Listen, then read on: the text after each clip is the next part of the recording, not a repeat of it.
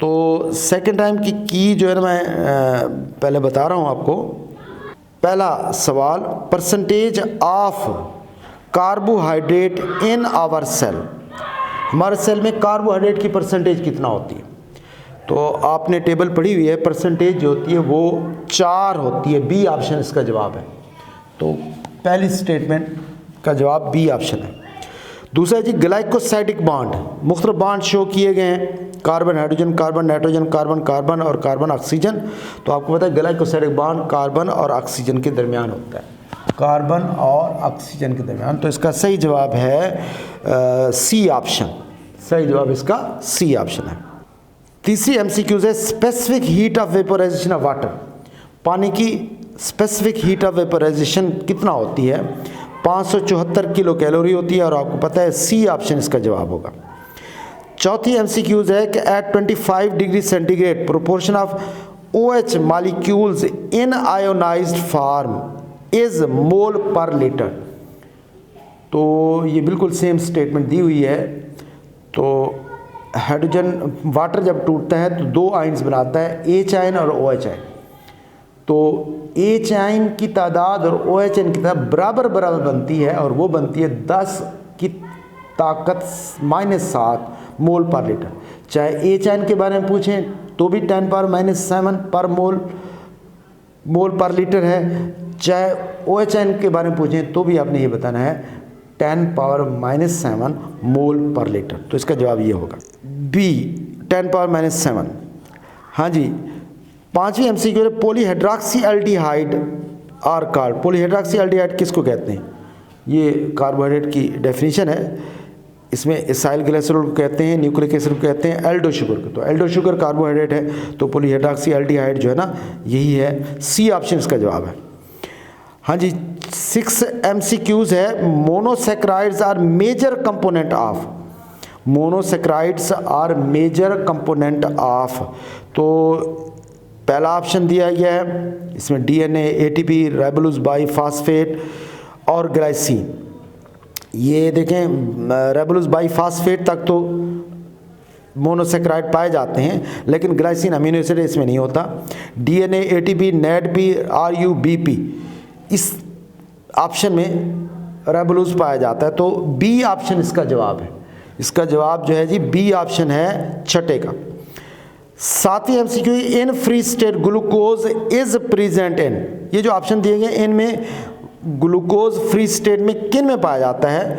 Apple में नहीं पाया जाता, डेक्स्ट्रिन में नहीं पाया जाता, सेलुलोज में नहीं पाया जाता, ये पाया जाता है ह्यूमन ब्लड में। Glycosidic bond is in sucrose, sucrose के अंदर ग्लाइकोसाइडिक बॉन्ड क्या होता है, 1,2 होता है, 1,4 होता है, 1,3 होता है। तो ये अभी मैंने डिस्कस किया है, ये कार्बन नंबर 1 और कार्बन नंबर 2 के दरमियान ग्लाइकोसाइडिक बॉन्ड बनता है। तो 1,2 सी ऑप्शन इसका जवाब है, 8वें का। नामा है जी, इट इज़ डाइसेक्राइड, इनमें एक ऑप्शन जो है डाइसेक्राइड है। तो माल्टोज डाइसेक्राइड, बाकी स्टार्च, ग्लाइकोजन और फ्रक्टोज ये जो है ना डाइसेक्राइड नहीं है, फ्रक्टोज मोनोसेक्राइड है। तो इसका सही ऑप्शन है जनाब ए ऑप्शन, माल्टोज, माल्टोज इसका सही जवाब है। 10वां, muscle glycogen with iodine give colour, muscle glycogen यानी हमारे अंदर ग्लाइकोजन 2 जगहों पे पाई जाती है, एक मसल के अंदर, एक हमारे लिवर में। चाहे मसल में हो चाहे लिवर में हो, ग्लाइकोजन जो है ना पॉलीसेक्राइड है और आयोडीन के साथ ये रेड कलर देते हैं। बी ऑप्शन इसका जवाब है जी। 11वां, most abundant carbohydrate on earth, सबसे ज़्यादा पाया जाने वाला कार्बोहाइड्रेट कौन सा होता है। स्टार्च होता है, ग्लाइकोजन होता है, सेलुलोज, सेलुलोज इसका जवाब है। Number of amino acid in the cell, ये नंबर ऑफ अमीनो एसिड का मतलब total number of amino acid, और आपको पता है total number of amino acid हमारे पास 170 होते हैं, जिसमें अमूमन जो है ना 25 इस्तेमाल हो सकते हैं और 20 जो है ना लाजमी तौर पर हर प्रोटीन के अंदर होते हैं। तो उसका सही जवाब है सी ऑप्शन।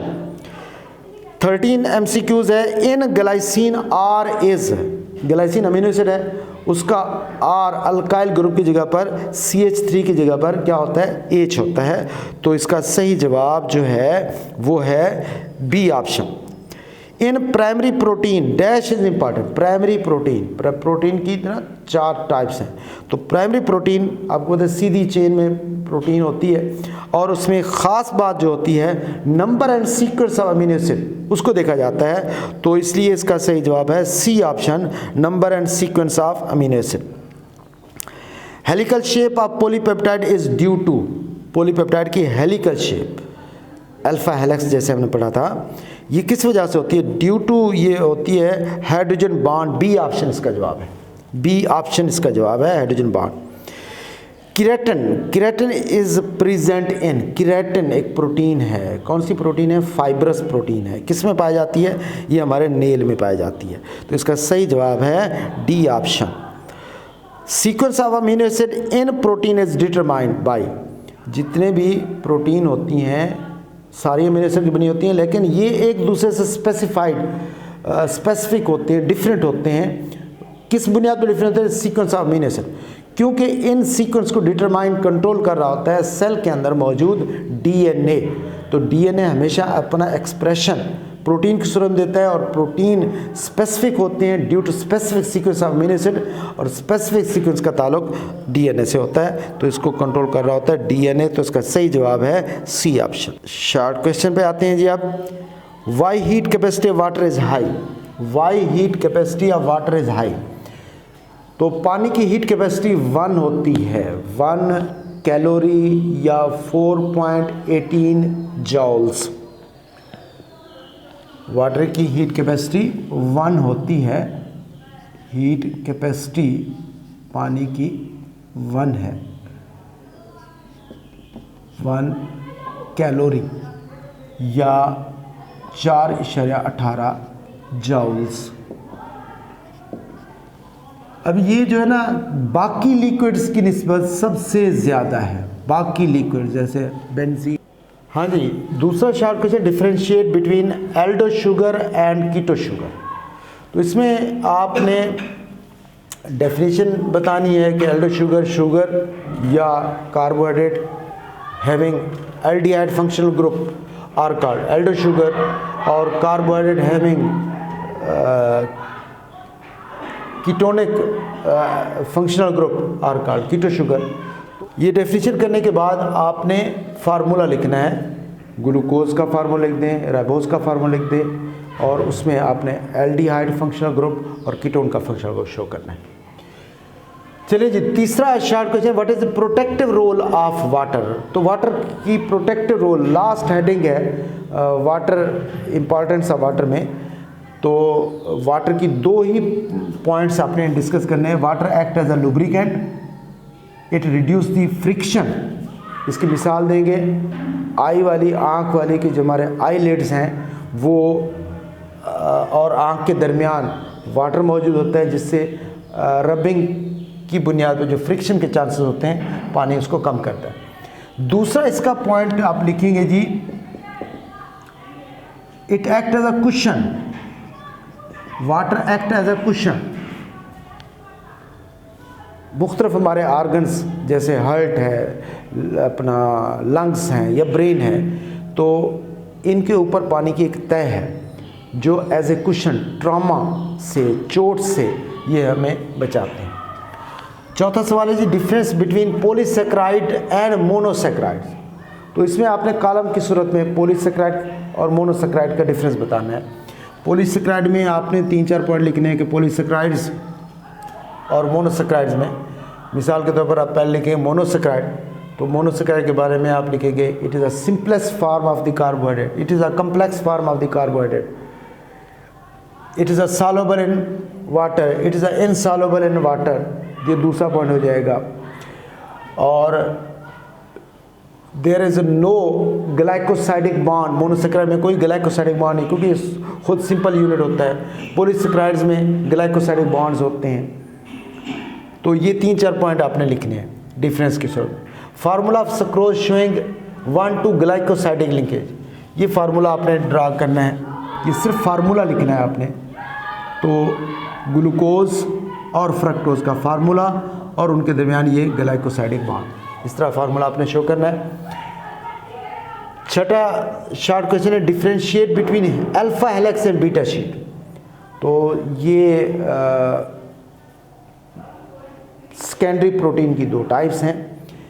एक वो प्रोटीन होती है, इसको कॉलम में लिखना है आपने, अल्फा हेलिक्स वो प्रोटीन होती है जो हेलिकल फॉर्म में होती है, और बीटा शीट जो शीट फॉर्म में होती है, एक फॉर्म। अल्फा हेलिक्स सिंपल होती है, बीटा शीट कम्प्लेक्स होती है। अल्फा हेलिक्स में हर टर्न में 3.6 अमीनो एसिड होती है, बीटा शीट में ये सीक्वेंस नहीं होती। हाँ जी, सातवां शॉर्ट क्वेश्चन है, differentiate between fibrous protein and globular protein. इसको भी आपने कॉलम लिखना है और आपकी बुक में बिल्कुल क्लियर दिया हुआ है। पहले डेफिनेशन लिखिए फाइब्रस प्रोटीन, जिसमें प्रोटीन फाइब्रिल फॉर्म में होती है, ग्लोबुलर प्रोटीन जिसमें प्रोटीन एलिप्साइडल फॉर्म में होती है। और फाइब्रस प्रोटीन की दूसरा पॉइंट आप लिखेंगे कि ये जो है ना इस इनसॉल्युबल होते हैं सॉल्यूशन के अंदर, ये सॉल्युबल होते हैं, इनको क्रिस्टलाइज नहीं किया जा सकता, इनको क्रिस्टलाइज किया जा सकता है। इसकी एग्जांपल एक्टिन, मायोसिन, और इसकी मिसालें आप देंगे जो है ना एंजाइम, हार्मोन्स वगैरह। Give 3 functions of protein. Protein के कोई 3 फंक्शंस आप बता देंगे। प्रोटीन के फंक्शन में आप एंजाइम के बारे में बताएंगे, हार्मोन्स के बारे में बताएंगे, एंटीबॉडीज़ के बारे में बता सकते हैं, आप हीमोग्लोबिन, बायोग्लोबिन के बारे में बता सकते हैं। Differentiate between anabolism and catabolism. Anabolism और कैटाबॉलिज्म। एनाबॉलिज्म की तारीफ आप लिखेंगे और कैटाबॉलिज्म कॉलम की सूरत में कि इसमें सिंपल सब्सटेंस मिलकर कम्प्लेक्स सब्सटेंस बनाते हैं, इसमें कम्प्लेक्स सब्सटेंस टूटकर सिंपल सब्सटेंस बनाते हैं। इसमें एनर्जी यूज़ होती है, इसमें एनर्जी यूज़ नहीं होती। और ये आमतौर पर कंस्ट्रक्टिव प्रोसेस के लिए इस्तेमाल होते हैं, ये डिस्ट्रक्टिव प्रोसेस के इस्तेमाल होते हैं। Differentiate between amylose and amylopectin. Amylose और इमाइलोपेक्टिन स्टार्च की दो टाइप्स हैं। इमाइलोज जो होते हैं अनब्रांच्ड होते हैं, इमाइलोपेक्टिन जो होते हैं ब्रांच्ड होते हैं। इमाइलोज सिंपल होते हैं, इमाइलोपेक्टिन जो होते हैं ये कम्प्लेक्स होते हैं। इमाइलोज के बारे में आप लिखेंगे कि इमाइलोज जो होते हैं ये हॉट और कोल्ड वाटर में सॉल्युबल होते हैं, इमाइलोपेक्टिन जो होते हैं ये इनसॉल्युबल होते हैं। क्वेश्चन नंबर 3 लॉन्ग क्वेश्चन के बारे में सवाल है जी, water is a medium of life, discuss. ये पूरा सवाल आपने लिखना है, उसकी सारी heading, water as solvent, heat capacity, heat of vaporization, ionization और protection. Detail note on the polysaccharide, polysaccharide के कैरेक्टर्स और उसकी सारी क्लासेस का नाम लिखेंगे। उम्मीद है स्टूडेंट्स आपको पेपर का कंसेप्ट क्लियर हो गया होगा और आपको अंदाज़ा हो गया कि आपने क्या गलतियाँ की हैं, ठीक है ना। तो इंशाल्लाह मज़ीद आप इसको बेहतर करेंगे। अल्लाह हाफिज़।